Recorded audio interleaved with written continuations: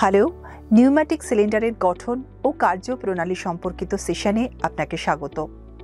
এই সেশনের শেষে আপনি নিউম্যাটিক সিলিন্ডারের বিভিন্ন অংশগুলি চিহ্নিত করতে সক্ষম হবেন এবং সেই সঙ্গে এর গঠন ও কার্যপ্রণালী সম্পর্কে বিস্তারিত জানতে পারবেন।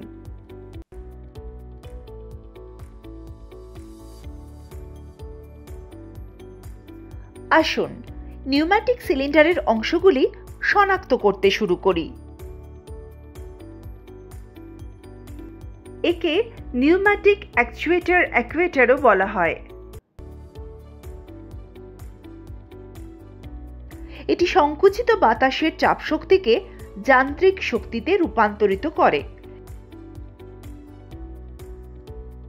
এর কয়েকটি মূল অংশ হল পিস্টন,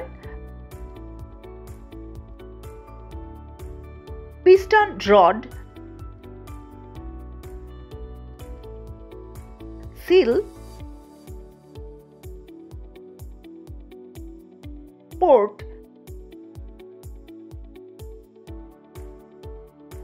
সিলিন্ডার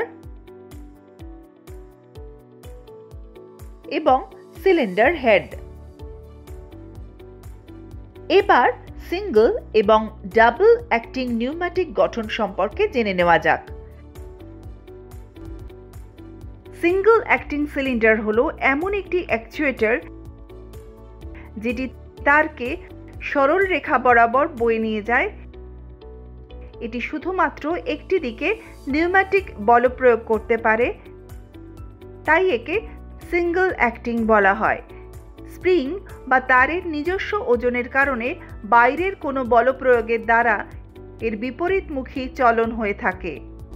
সিঙ্গল অ্যাক্টিং সিলিন্ডারের প্রধান অংশগুলি হল cylinder, piston, piston rod, seal, spring এবং inlet port. Double acting cylinder এমন একটি অ্যাকচুয়েটর যা কম্প্রেস করা বায়ুকে ব্যবহার করে তারকে ঠেলতে এবং টানতে পারে। এতে বায়ু সরবরাহ করার জন্য দুটি পোর্ট রয়েছে। ডাবল অ্যাক্টিং সিলিন্ডারের প্রধান অংশগুলি হল cylinder, piston, piston rod,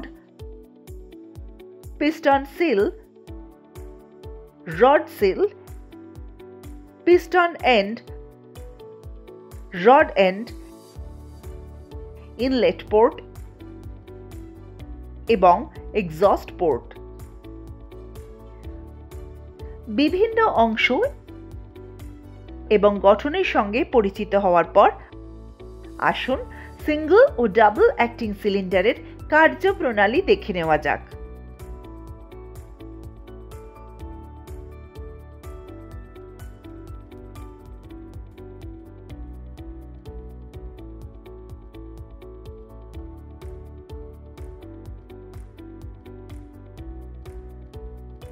single acting সিলিন্ডারের কার্যবিধি।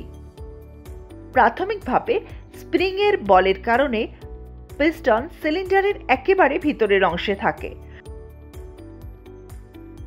যখন ইনলেট পোর্ট দিয়ে কম্প্রেস করা বায়ু সরবরাহ করা হয়, বায়ু পিস্টনের উপরে আড়াআড়িভাবে চাপ প্রয়োগ করে।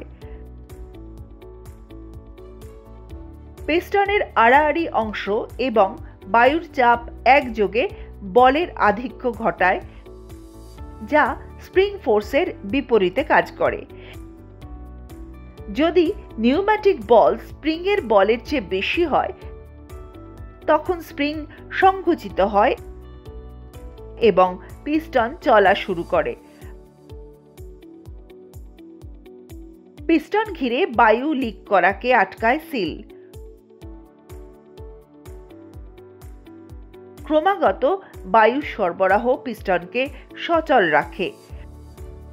পিস্টন রডের মাধ্যমে পিস্টনের সাথে তারকে জুড়ে দেওয়া হয়, আর তার ফলে পিস্টনের সাথে সাথে ভার বা লোড চলাচল করতে থাকে। পিস্টন এবং ভার পিস্টন অন্য প্রান্তে না পৌঁছানো পর্যন্ত চলতে থাকে। শেষ প্রান্তে পিস্টন নড়াচড়া করার জন্য আর কোনো জায়গা থাকে না, তাই পিস্টন এবং ভার আর এগোতে পারে না। পিস্টনের এই গতিকে ফরওয়ার্ড স্ট্রোক বলা হয়। ফরওয়ার্ড স্ট্রোকে পিস্টন রড সিলিন্ডার থেকে বেরিয়ে আসে।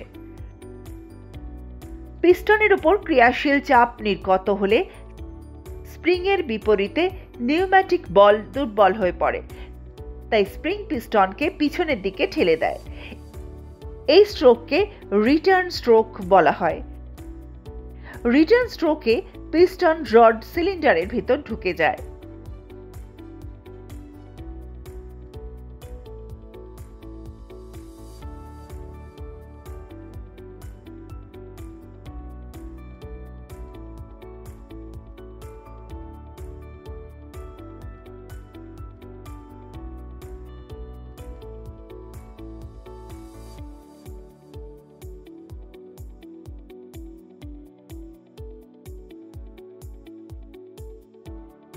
ডাবল অ্যাক্টিং সিলিন্ডারের কার্যপ্রণালী। যখন এ পোর্টের মাধ্যমে বায়ু সরবরাহ করা হয় তখন বায়ুর বল পিস্টনের উপর ক্রিয়া করে, তাই পিস্টন সামনের দিকে এগোতে থাকে। একে বলা হয় ফরওয়ার্ড স্ট্রোক। ফরওয়ার্ড স্ট্রোকের সময় ইতিমধ্যে রডের দিকে থাকা বায়ু বি পোর্ট দিয়ে বেরিয়ে যায়।